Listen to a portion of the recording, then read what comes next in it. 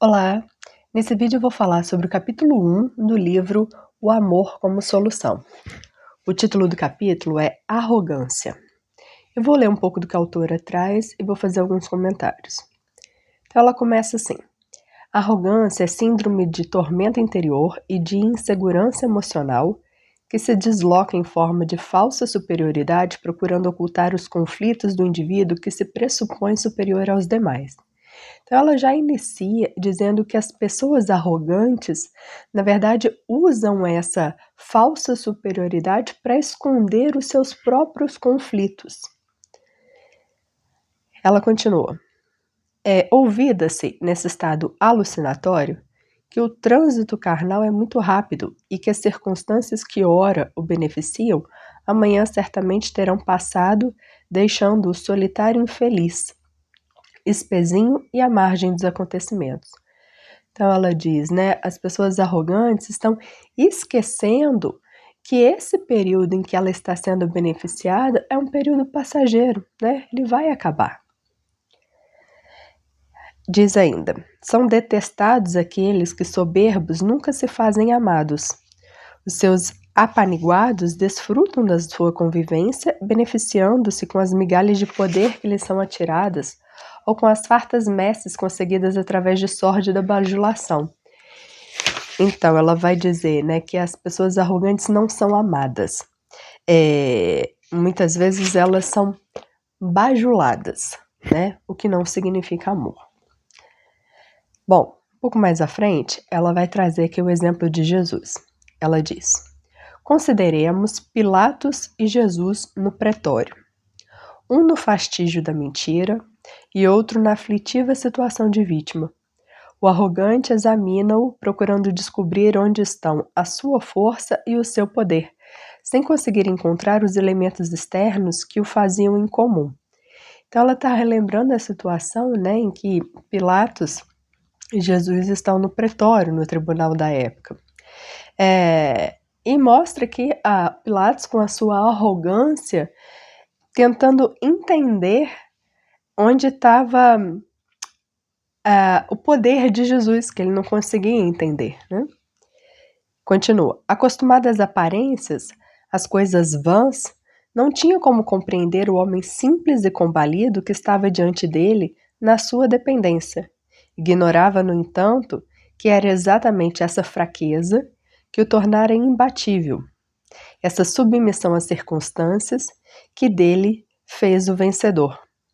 Atordoado, não conseguiu compreender a coragem e a resignação que lhe exornavam o caráter.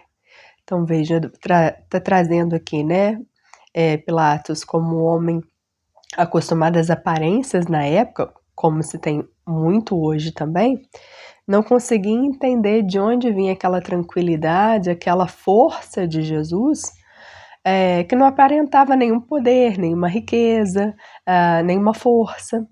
E, na verdade, ele não entendia que a força de Jesus estava exatamente na fraqueza que ele aparentava, na submissão às circunstâncias, na resignação.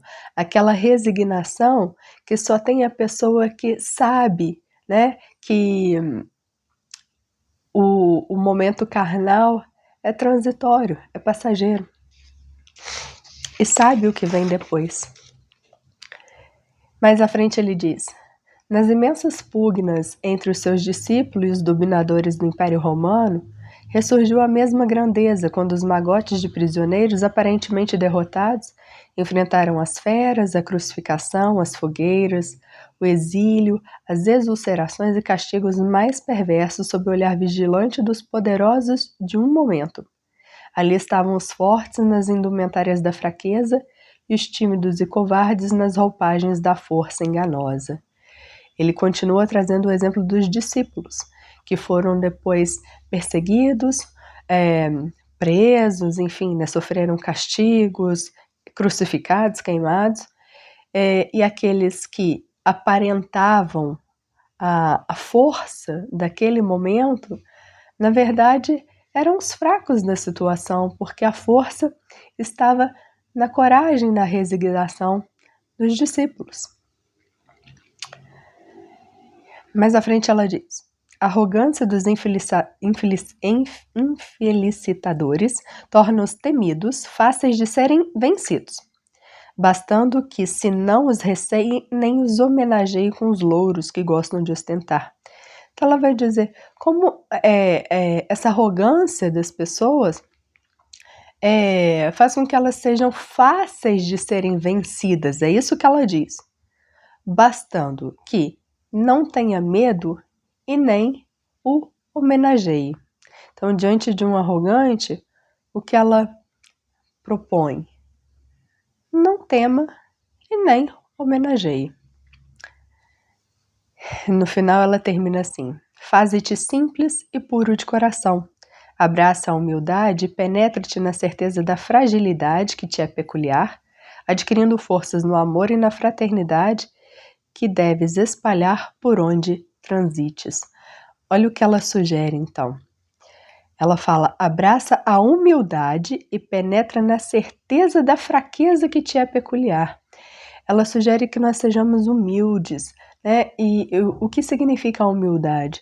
Significa a gente ter conhecimento das nossas fragilidades, reconhecer o que nós temos de bom, o que nós sabemos, mas saber que nós não sabemos tudo e que nós não podemos tudo e que está tudo bem, porque todos são assim. Por fim, ela diz: não temas, portanto, os arrogantes, os poderosos do mundo, porque não fugirão à consciência pessoal nem à cósmica. No final, arrogantes e todos os outros prestarão contas à sua própria consciência depois do término da vida carnal. Bom, esse é o vídeo de hoje. Fico por aqui e até o próximo.